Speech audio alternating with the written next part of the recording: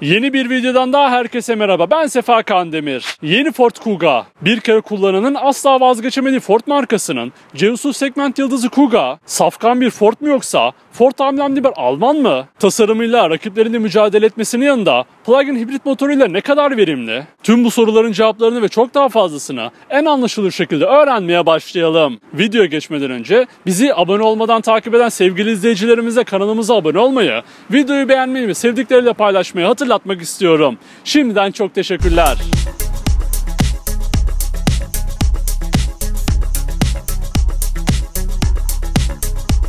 Ford Kuga ilk kez 2008 yılında tanıtılıp onu takip eden yıllarda yollardaki yerini aldı. Amerikan pazarında Escape ismiyle anılan Kuga, C-Usul segmentinde Ford güveni yaşamak isteyenleri adeta cezbetmişti. 2012 yılında ikinci nesline kavuşup ciddi tasarım değişikliği yaşayan Kuga, 2019 yılında üçüncü nesliyle bizlerle. Yıllar 2022'yi gösterdiğinde ise Kuga, çağı yakalayacak teknik özellikleri ve iddialı tasarımıyla C-Usul arayanları kendine çekmek istiyor. Ford tarafından geliştirilen Ford C2 platformu üzerinde 4. nesil Focus ve Bronco Sport ile birlikte üretilen Kuga, safkan bir Ford olmasıyla da ön plana çıkıyor. Yeni Ford Kuga'ya önden baktığımızda önceki nesline hiç benzemeyen bir tasarım diliyle karşılaşıyoruz. Ford'un Aston Martin işbirliği sonrası araçlarında kullandığı yeni panjur ve far grubu yeni Kuga'nın da tüm karakterini etkilemiş. Zamansız bir tasarıma sahip olan Kuga, LED gündüz farlarıyla gülümseyen bir surat ifadesine sahip olmuş. Dalganın sadece denizde olmadığını gösteren Ford, yeni Kuga'nın Vignale donanımında panjur tasarımındaki dalgalarla bunu da ispatlıyor. Titanyum'da ise daha sade bir tasarıma yer verilmiş. Tek parça halindeki tamponun köşelerinde ise büyük sis farları bulunuyor. Yeni Ford Kuga'nın Aston Martin'imsi ön tarafına bir artı puan bizden geliyor. Yeni Ford Kuga ile önceki nesil arasında büyük farkın yaşandığı profil tasarımında bizi neler bekliyor? Yeni Kuga ile önceki neslini kıyasladığımızda sanki segment atlamış bir tasarımla karşılaşıyoruz. Önceki neslinde arka tarafı kalkmış, sanki başüstü duruyormuş gibi görünen daha köşeli tasarımdan kurtulan yeni Kuga, premium sınıfa yakışır bir tasarıma kavuşmuş.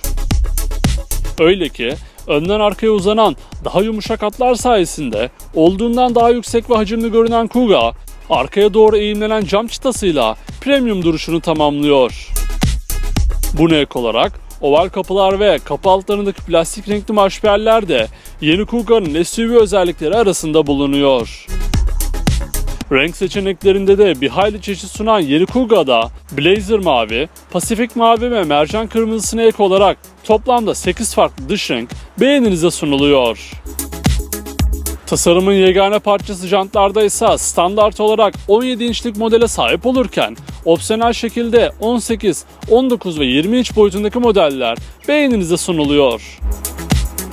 Yeni Ford Kuga'nın 3. neslinden sonra devrimden çok adeta evrim geçirdiği arka tasarımını gelin hep birlikte inceleyelim. Yeni Kuga ile önceki neslini kıyasladığımızda aradaki dağlar kadar olan fark bizi memnun etmeyi başardı. Önceki neslinde dar, küçük ve havada görünen Kuga, yeni nesliyle ön ve profilde sahip olduğu premium çizgisini korumayı başarmış. Yeni Kuga'nın yenilenen stoplarında LED kullanılmaması ise benden eksi puan alan hareketlerden biri oldu. Bunun haricinde yeni stop tasarımı gayet hoş ve şık gözüküyor.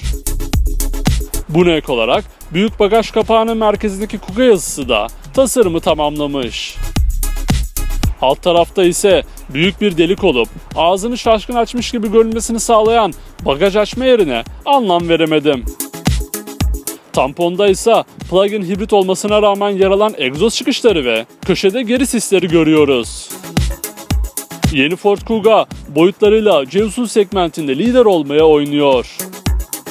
Yeni Kuga 4614 mm uzunluğunda, aynalar hariç 1883 mm genişliğinde ve 1678 mm yüksekliğinde boyutlar sunuyor. Dingil mesafesinde ise 2710 mm ile rakipleriyle çok rahat mücadele edebilecek uzunluğa sahip. Yeni Kuga'nın buram buram Ford koktu iç mekan özelliklerini gelin yakından tanıyalım. Yeni Ford Kuga'nın iç mekanına geçer geçmez Ford markasının genel tasarım dilinin aynen aktarıldığını görüyoruz. Elektrikli olarak da satın alınabilen, geniş koltuklara oturduğunuzda karşınızda Ford'un klasikleşmiş direksiyon simidini görüyoruz. Yeni hissettirmeyen, üzerinde fonksiyon tuşlarının bulunduğu bir direksiyonun et kalınlığı ve tutuş hissiyatı başarılı. Bu direksiyon simidinin hemen arkasında ise giriş seviyesinde 4.2 inç olup diğer donanımlarda 12.3 inç olan tamamen dijital gösterge paneli bulunuyor. Ford mavisinin buram buram gözümüze girdiği bu ekranın üzerinden araçla ilgili tüm bilgilere anlık olarak erişebiliyorsunuz. Konsolun ortasına geldiğimizde ise yeni Focus'a uğrayıp henüz Kuga'ya gelmeyen dev ekranın yerinde 8 inç büyüklüğünde Ford SYNC dokunmatik multimedya ekranı bulunuyor. Tema ve renkler konusunda yine mavi ve beyazın hakim olduğu bu ekran üzerinden Bluetooth bağlantısı gerçekleştirebiliyorsunuz. Fakat bana sorarsanız bu ekran yeni Kuga'yı biraz eski nesil göstermiş. Focus'taki ekranın bir an önce gelmesi gerekiyor. Ekranın altında ön taraftaki panjurun şeklinin tasvir edildiği, multimedya tuşları ve havalanma çıkışlarının olduğu alan bulunuyor. Çift bölgeli klima kontrol ünitesi ise klasik tasarımıyla konsol üzerindeki yerini almış. Orta konsola indiğimizde kablosuz şarj pedi, 2 adet USB bağlantı noktası ve 12 volt soket girişi üstü açık şekilde konumlanmış.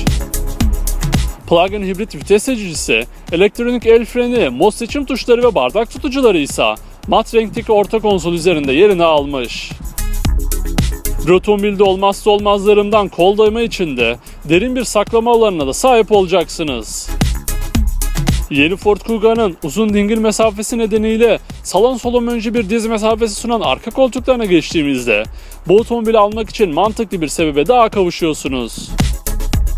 Bazı markalarda olup Ford'da göremediğimiz yanal ve baldır desteklerinden yoksun arka koltuklara oturduğunuzda 1035 mm diz, 999 mm baş mesafesine sahip olacaksınız. Bu değer gerçekten çok başarılı. Bir de üstüne açılır panoramik cam tavanla bu ferahlığı arttırabilirsiniz.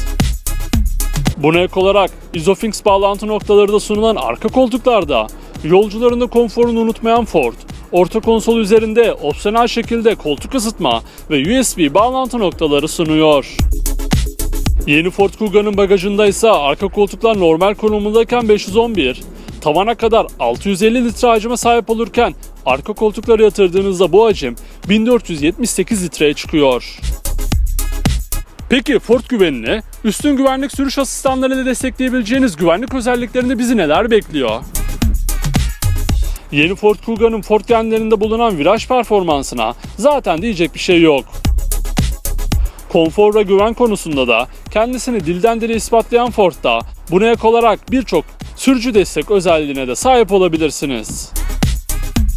Bu güvenlik özellikleri arasında acil durumlarda sizin basmanıza gerek kalmadan fren yapan acil durum fren desteği, yokuşlarda geri kaymanızı önleyen yokuş kalkış destek sistemi, aracın hızını trafiğe göre ayarlayan adaptif hız sabitleyici, yol üzerindeki hız tabelalarını okuyup bunu head-up display ekranı üzerine yansıtan hız levhası tanıma sistemi, yeni Kuga'nın kendi kendini park etmesini sağlayan aktif park asistanı, gece görüşlü yaya algılama özelliği, kör noktanızda kalan araçları fark etmenizi sağlayan kör nokta uyarı sistemi ve çok daha fazla pasif güvenlik özelliğine yeni Ford Kuga'da sahip olabilirsiniz. Peki yeni Ford Kuga'nın plug-in hibrit motor özellikleriyle benzin ve dizel motor seçeneklerinin tüm detaylarına gelin bir bakalım. Yeni Ford Kuga'da donanıma göre değişen bir benzinli, 2 dizel ve 1 adet plug-in hibrit motor seçeneği yer alıyor. Benzinli motor seçeneğinde 1.5 EcoBoost Euro 6 motor bulunuyor.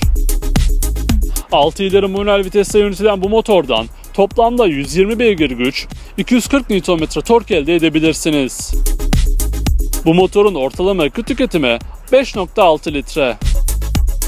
Dizel motorların ilk sırasında ise 1.5 EcoBlue 120 beygir güç, 300 Nm tork üreten motor yer alıyor. 6 ileri manuel ya da 8 ileri otomatik vitesle yönetilen bu motorun ortalama yakıt tüketimi 4.3 litre. Son sıradaki dizel motor ise 2.0 EcoBlue 190 beygir güç, 400 Nm tork üretiyor. 4 tekerden çekiş sistemine sahip olup 8 ileri otomatik vitesle yönetilen bu motorun ortalama yakıt tüketimi 5.1 litre. Plug-in hibrit teknolojisini dibine kadar yaşayacağınız son sıradaki motorsa 2.5 Duratec motor oldu. Elektrik ve benzinin birleşiminden oluşan bu motordan toplamda 225 beygir güç elde ediyorsunuz.